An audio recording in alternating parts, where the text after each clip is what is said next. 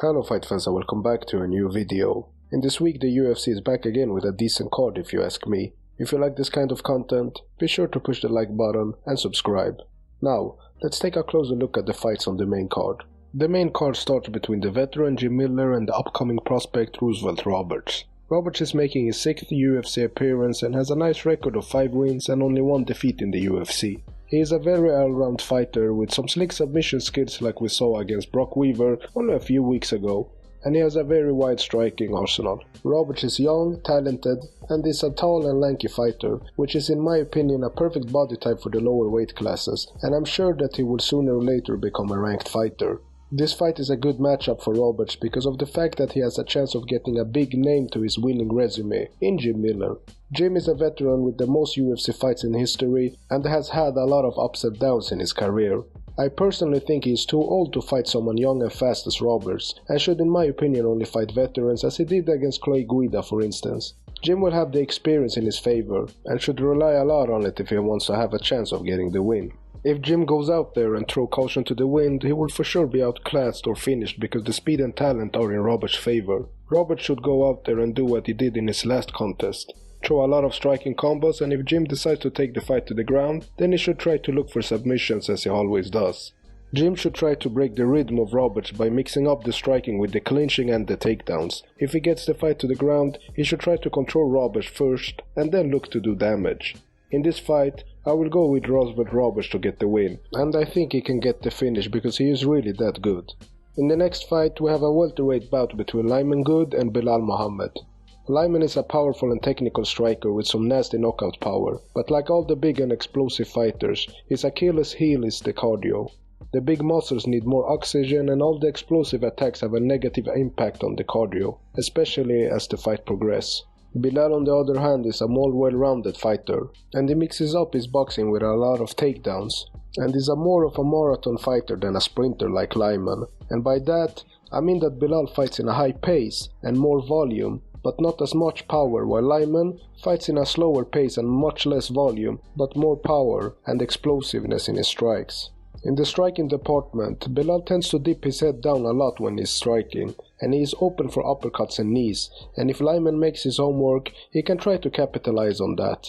Lyman is very dangerous in the early stage, and the 3-round fight is in his favor, and he has a big chance of knocking Belal out. However, Belal has only been knocked out once in his 10 bouts for the UFC, and it's no easy job to finish Belal.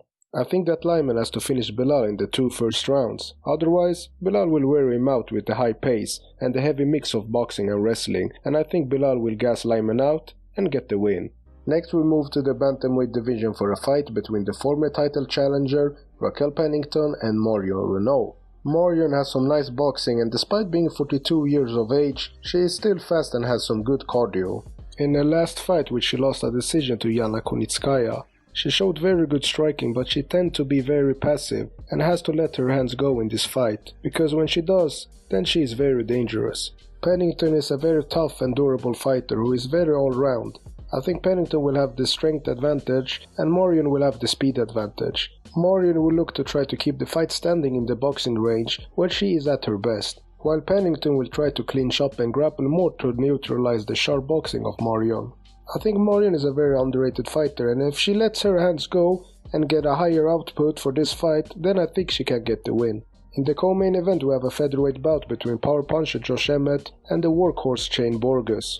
Both of them are very good strikers, and Emmett has some serious knockout power. He can be behind the whole fight and still be able to pull out a knockout in the later rounds, just like he did against Michael Johnson. Shane on the other hand is a grinder. He has a very good gas tank and he keeps good pressure in his fights and a high output. In the fight against Makwan Amirkhani, he outworked Makwan until he got so gassed, and then Shane dominated the fight and got the finish in the last round, and Emmett has to be well conditioned in this fight, otherwise it will be a long night for Josh Emmett. I will give the power to Emmett and the volume to Shane. I think Shane will press Emmett and try to make him fight going backward in order to overwhelm him. Emmett will for sure be on the outside and be looking for the counter shots, because we know that one shot is all it takes for Josh Emmett to close the contest. This fight is super important for the featherweight division, and the winner will most likely fight a top 5 contender next. In the wrestling exchanges, I think Josh Emmett has the bigger advantage, and I would like to see Emmett mix it up with some takedowns, which will open up for his hands. And what I mean by that is, if he tries to go for takedowns a couple of times, then Shane will start to think about the takedowns, and then Emmett can fake a takedown to make Shane drop his hands, and then blast him with the looping right hook that he likes to throw. In this fight I will go with Josh Emmett to get the win. I think his power will make the difference, and the fact that he also has good gas tank will make it hard for Shane Burgas to gas him out. In the main event we have a heavyweight contest between top contenders Alexander Volkov and Blaydes. This is a very good fight and a good matchup, and it's going to be interesting to see the classic striker against the wrestler. Volkov is a high-level kickboxer with very good footwork and an underrated ground game.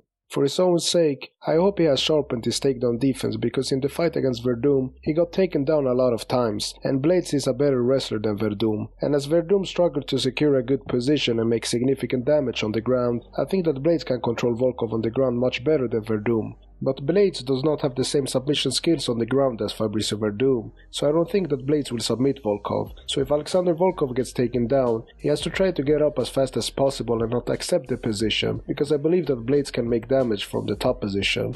Blaydes is a very strong fighter with high-level wrestling. Blaydes will often be on the outside throwing low kicks or punches in order to get his opponents to counter, so he can level change and get the takedown. What I find interesting to see in Blaydes' game is that he is constantly level changing, which makes it very uncomfortable for his opponents, because they become passive and start to wait for Blaydes to shoot for a takedown in order to be prepared to defend it. And this is where Volkov has to fight smart. He has to stick and move and not become too passive with his strikes, because then he will give Blaydes the time to set up his takedowns. Blaydes will be looking to close the distance, while Volkov will be looking to keep the distance, and this is the biggest reason why this matchup is so interesting. Alexander Volkov is a huge underdog in this fight, and as much as I understand why people pick Blaydes, I think that Volkov might get the win, because if he can make Blaydes work a lot for the takedowns, then maybe Blaydes start to fade away in the later rounds, and then Volkov can pick up the pace and finish him as he did against Fabricio Verdum. I will go with Alexander Volkov to get the win. Thank you guys for watching, and I hope you guys enjoyed this video. Be sure to subscribe and like. Until next time.